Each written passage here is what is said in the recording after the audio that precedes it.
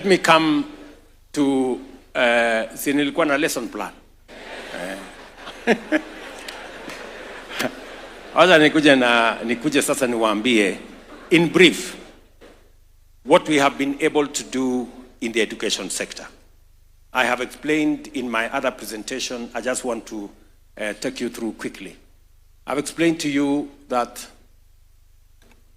transforming education was not a political issue.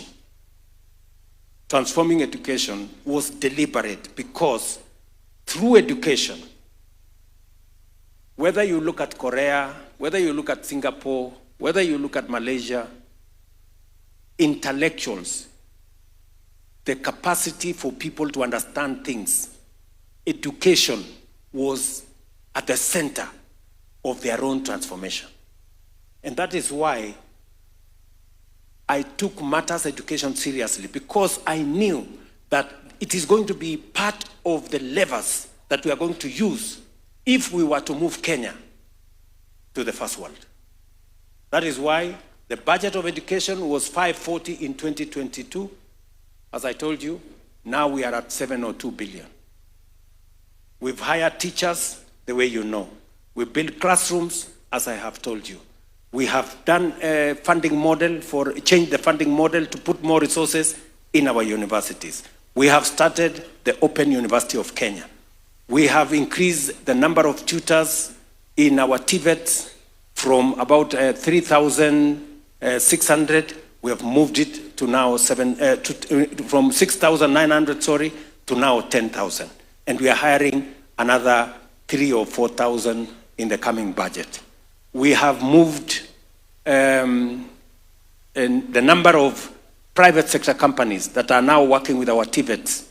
We've moved them. We used to have 65. Now we have 2,800 different companies providing training, internship for our students in TVET. It is our intention by 2027 to move the number of students in our technical, vocational, and training institutes from 340 in 2022, we are now at 720.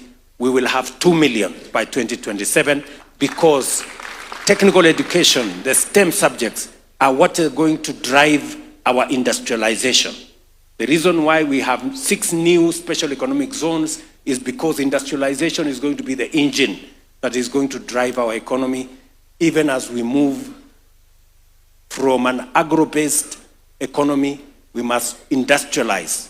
And that is why Kenya is championing the Africa Green Industrialization Initiative, which I am driving at the AU, and we are going to take it to the United General Assembly, because that is the way we want to move the country. In matters education, these are among the things that I agreed and I purposed, and we have provided the resources to transform that sector. Let me see whether I have forgotten anything. I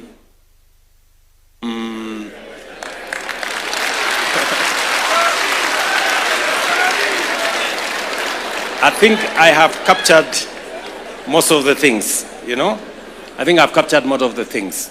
The one thing that I just wanted to give you the beacons of what we are doing in matters education. From making sure that we have adequate resources, we've increased the budget significantly.